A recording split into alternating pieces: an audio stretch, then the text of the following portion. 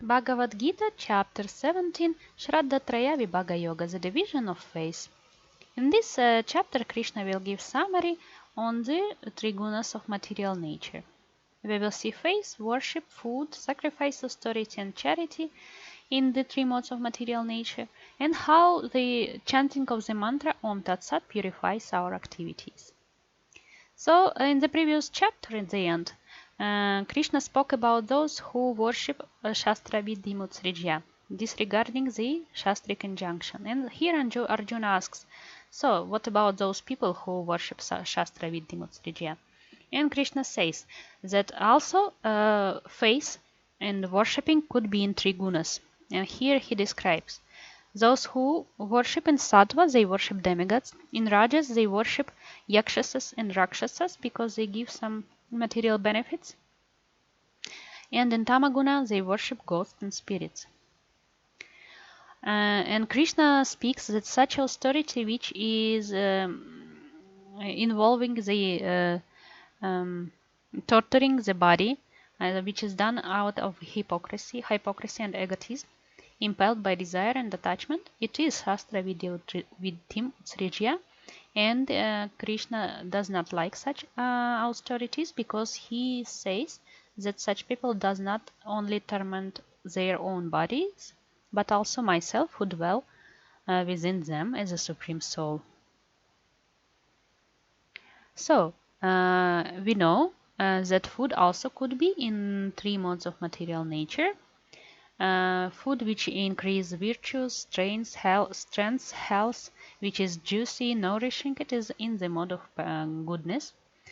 Foods which are too bitter, too sour, salty, hot, dry, chill, they are in the mode of passion. And foods which are overcooked, stale, polluted, impure, old, they are in the mode of ignorance. Next, Krishna will describe sacrifice, austerities, and charity. In previous chapters, Krishna told us that those three actions should not be given up anytime. So we can see here that yajna or offering could be also in three gunas. Offering without expectation of rewards as a matter of duty is in the mode of goodness. Offering for the material benefits is in the mode of passion.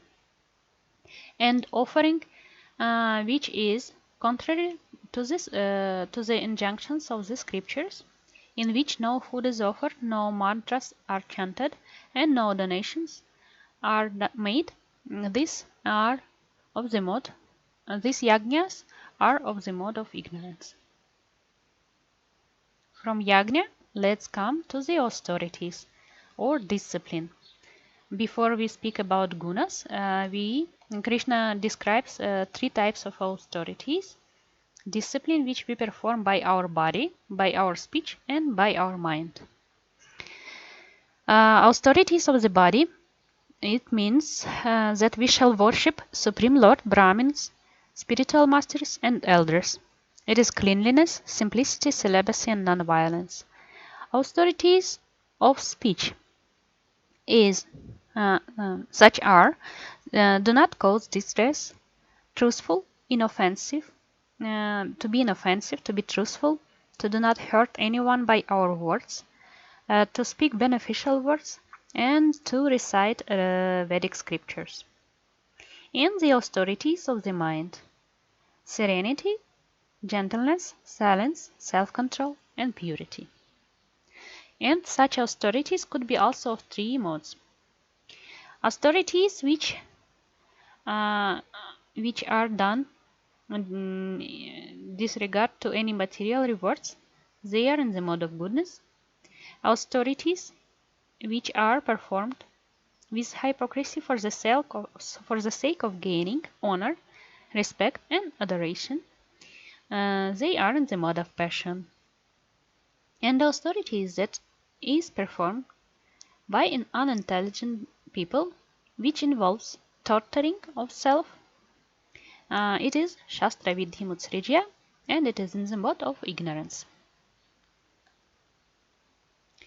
And here, charities in three modes. Charity given in the right place, to right person, in a at the proper time, and without consideration of a return. It is in the mode of goodness. Charity, which is given with the expectation of reward, it is in the mode of passion. And charity, which is given in the wrong place, wrong time, and to unworthy person, is of the mode of ignorance. So, let's come to the last part of this chapter, very important, how chanting Om Tat Sat purifies activities. So, Krishna speaks about this mantra, Om Tat Sat, and he describes each word, and he says that Om Tat Sat have been declared as a symbolic representation of the Supreme Absolute Truth from the beginning of the creation. From them came the priests, scriptures, and sacrifice. What does it mean? What does it mean? Krishna gives a lot of description about three gunas of material nature in the chapter number 14, in this chapter number 17, and in the next chapter. Even so, the sattva guna is the supreme, still it covers our existence. And in the chapter number 14, Krishna suggests Arjuna to become guna atita, to overcome the gunas and go to the Vishuddha sattva. Only this way we can give up the material existence. And this Om Tat Sat, if we chant Om Tat Sat while performing any duties, any actions, such action will be purified and it will be automatically dedicated to the Supreme Lord. Krishna says, whatever you do, whatever you eat, whatever you offer, whatever austerity you perform, do it as an offering to me. So we shall try to do whatever we do for Krishna, and by uttering this Om Tat Sat, we shall offer him selflessly whatever we offer, our life, our job, our family, the temple offering, or whatever else. So this way only we may become guna atita. This is the main idea of this part of the chapter. In the following shloka, Krishna describes each word, that Om is a symbolic representation of the impersonal aspect of God, and each Vedic mantra starts with Om, and it means that everything is done for him. It means that this is not karma, this is akarma. The word Tat is described by Krishna as a also spiritual vibration, which refers to the Brahman. And chanting Tat means that whatever we do, austerity, sacrifice, charity, or whatever other work we do, is performed for that. Tat means that, performed for the for God only. And automatically it gives us the way out from the material actions and reactions. And Sat. Sat means eternal existence of goodness. And it is also used to describe an auspicious actions. Any act for such purposes, for the supreme purposes, for Tat, for that, is Sat actions. Because whatever act of sacrifice or penance or whatever are done without faith, they are determined as Assad. In the last shloka, Krishna says, Assad iti uchyate. Such actions which are Assad, which are not done with uttering this mantra or whatever mantra you like, such actions will be Assad, and they will be covered by material gunas.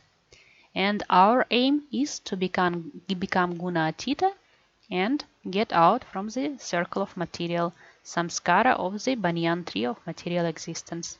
The supreme words Om Tat Sat are those used in many ways to perfect all activities and make everything complete. So whatever you do, whatever you eat, whatever sacrifice, charity, austerity you perform, do it as an offering to Supreme Personality Krishna and pronounce Om Tat Sat, so it will be your pure action.